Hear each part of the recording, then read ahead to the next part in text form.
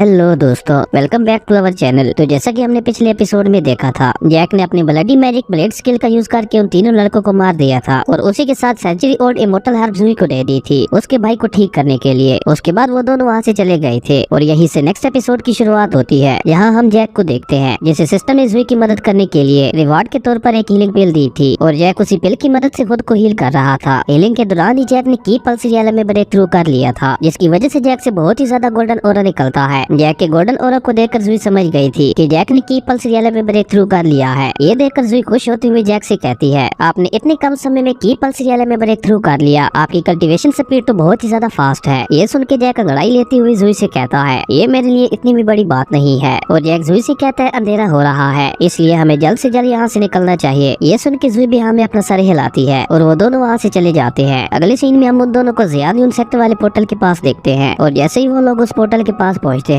तभी कुछ लोग उनका रास्ता रोकते हुए उनके सामने आ जाते हैं और उन लोगों का लीडर जैक से कहता है, ये रोड और ये जगह मेरी है। इस लीडर लड़के का नाम मोशन था जो कि फाउंडेशन बिल्डिंग रियलम के 6 लेवल पे था। वो जैक से कहता है, अगर तुम यहाँ से जाना चाहते हो तो उसके लिए तुम्हें मुझे पे करना होगा। ये सुन के एक दूसरा लड़का कहता है, एक पर्सन के लिए 1 बीस्ट कोर और 2 लोगों के लिए 2 बीस्ट कोर, तो तुम 2 लोग हो और तुम दोनों को यहाँ से जाने के लिए 2 बीस्ट कोर्स देनी होगी और अगर तुमने ऐसा नहीं किया तो हम लोग एक साथ मिलकर तुम पे अटैक कर देंगे। ये सुन के जैक ज़ुई से कहता है, ज़ियाद सेक्ट एक वेल नाउन सेक्ट है और उसके डिसाइबल्स लोगों को लूट रहे हैं। ये तो अपने साथ साथ अपने सेट की इज्जत को भी मिट्टी में मिला रहे हैं। जिसपे ज़ुई जैक को बताती है, ये लोग अपनी कल्टीवेशन का गलत फायदा उठाकर दूसरों से बीस्ट कोर चुराते हैं और बाद में उन्हें सेल कर देते हैं। ज़ुई की ये बात सुन के जैक को सोचते हुए कहता है, अच्छा तो ऐसा है। और ये कहकर जैक अपनी बीस्ट कोर्स को बाहर निकालते हुए मोशन से कहता है, यही वो चीज है ना जो तुम चाहते हो। जैक के हाथ में बीस्ट कोर्स को देखकर मोशन और उसके लोग बहुत ही ज्यादा खुश हो गए थे और मोशन जैक के हाथ से वो बीस्ट कोर्स उठाने की कोशिश करता है पर जैक अपना हाथ पीछे कर लेता है। ये देखकर मोशन को बहुत ही ज्यादा गुस्सा आता है पर तभी जैक ज़ुई से कहता है, ज़ुई क्या तुम फायर वर्क देखना चाहोगी? और ये कहकर जैक उन बीस्ट कोर्स में अपनी स्पिरिचुअल पावर को ट्रांसफर करके ऊपर आसमान में फेंक देता है और जैसे ही वो बीस्ट कोर्स ऊपर आसमान में जाती है वहाँ पे बहुत ही अमेजिंग फायर वर्क होने लगता है, जिसे देखकर ज़ुई बहुत ही ज्यादा खुश हो गई थी और वो खुश होती हुई जैक से कहती है, क्या ये सब तुमने मेरे लिए किया? जिसपे जैक हमें अपना सर हिलाता है और ये देखकर ज़ुई के गाल लाल हो गए थे। उसे जैक से बहुत ही ज्यादा शर्म आ रही थी। वही वहाँ पे मौजूद बाकी सभी फायर वर्क को देखकर बहुत ही ज्यादा शौक हो गए थे। इस लड़के ने फायर वर्क करने के लिए बीस्ट कोर्स का इस्तेमाल किया। तभी एक मोटा सा लड़का कहता है, कितने अफसोस की बात है, एक बीस्ट कोर की कीमत 2000 गोल्डन कॉइन्स है और इस लड़के ने सिर्फ फायर वर्क करने के लिए 3 बीस्ट कोर्स को जाया कर दिया। तभी जैक के सामने जैक की सिस्टम ओपन होते हुए कहती है, आपने कई सारे लोगों की वॉरशिप को हासिल किया है जिसकी वजह से आपको 30 पॉइंट्स मिलते हैं। इतने ज्यादा पॉइंट्स को देखकर जैक सोचते हुए कहता है, मैंने 3 बीस्ट कोर्स का यूज किया जिसके बदले में मुझे इतने ज्यादा पॉइंट्स मिले, ये तो कहीं से भी घाटे का सौदा नहीं है। और जैक उस बड़े बीस्ट की कोर को बाहर निकालते हुए अपने मन में कहता है, ये मेरे पास अच्छा मौका है बहुत सारे पॉइंट्स कमाने का। और ये कहकर जैक उस बड़ी स्पिरिट बीस्ट में भी अपनी स्पिरिचुअल पावर ट्रांसफर करने लगता है। ये देखकर मोशन उसे रोकते हुए कहता है, रुक जाओ, ये तुम क्या कर रहे हो? और वो जैक से कहता है, मैं तुम्हें वार्निंग देता हूँ, अभी के अभी ये कोर मेरे हवाले कर दो। जिसपे जैक मोशन से कहता है, ये मेरी कोर है, मैं चाहे इसके साथ जो मर्जी करूँ, तुम्हारा इससे कुछ लेना देना नहीं है। और ये कहकर जैक उस बड़ी बीस्ट कोर को भी ऊपर आसमान में उछाल देता है और उस बड़ी बीस्ट कोर के ब्लास्ट होते ही वहाँ पे लिखा आता है, ज़ुई तुम बहुत ही ज्यादा प्यारी हो। वहीं मिस चूवेन भी ये फायर वर्क देख रही थी और वो कुछ सोचते हुए अपने मन में कहती है, मुझे यकीन नहीं हो रहा इस दुनिया में भी कोई इतना ज्यादा रोमांटिक इंसान मौजूद है जिसने अपनी लवर को खुश करने के लिए एक बहुत ही खास टायर तक की परवाह नहीं की। और ये कहकर चूवेन कहती है, क्या कभी कोई मुझे भी इतना ज्यादा प्यार करेगा? और ये कहकर मिस चूवेन अपने ख्यालों में खो जाती है जहाँ उसका लवर उसके लिए फायर वर्क करता है और उसके लिए आसमान में लिखता है, चूवेन मैं तुमसे बहुत ज्यादा प्यार करता हूँ। और तभी धीरे धीरे चूवेन का लवर उसके पास आने लगता है और जैसे ही वो लड़का चूवेन के पास आता है तो उसे देखकर चूवेन हड़बड़ा जाती है और वो वापस प्रेजेंट में आ जाती है क्योंकि वो लड़का कोई और नहीं अपना हीरो जैक ही था। जैक को अपने ख्यालों में देखकर ज़ुई खुद पे ही गुस्सा करते हुए खुद से कहती है, मैं भला उस लफंगे लड़के के बारे में क्यों सोच रही हूँ? ये सब मेरे साथ क्या हो रहा है? क्या वाकई मैं उस लड़की को पसंद करने लगी हूँ? और ये कहकर ज़ुई एक बार फिर से अपने ख्यालों में खो जाती है। वहीं दूसरी तरफ जैक ज़ुई से कहता है, ज़ुई क्या तुम्हें ये फायर वर्क पसंद आई? जिसपे ज़ुई खुश होते हुए हाँ में अपना सर हिलाती है और वो जैक से कहती है, मैंने अपनी लाइफ में इतनी प्यारी फायर वर्क पहली बार देखी है। जिसपे जैक ज़ुई से कहता है, अगर ऐसा है तो मैं फ्यूचर में तुम्हारे लिए ये दोबारा जरूर ट्राई करूंगा क्योंकि तुम्हारी स्माइल इन फायर वर्क से कई ज्यादा प्यारी है। ये सुन के ज़ुई के फेस पे बहुत ही प्यारी स्माइल आ जाती है। अब एक तरफ ज़ुई को जैक से धीरे धीरे प्यार हो रहा है, वहीं दूसरी तरफ ज़ुई भी जैक के ख्यालों में खोई हुई है। अब पता नहीं हमारी मेन हीरोइन कौन बनती है, ये तो हमें आने वाले एपिसोड्स में ही पता चलेगा। तभी मोशन जैक से कहता है, तुम्हें मैं जिंदा नहीं छोड़ूंगा, तुम्हारी ऐसा करने की हिम्मत कैसे हुई, वो भी हम लोगों के सामने। और जैक को धमकी देकर मोशन खुद ही अपने लोगों के साथ वहाँ से जाने लगता है। ये देखकर जैक मोशन मोशन से कहता है तुम्हें क्या लगता है मैं तुम्हें इतनी आसानी से यहाँ से जाने दूंगा।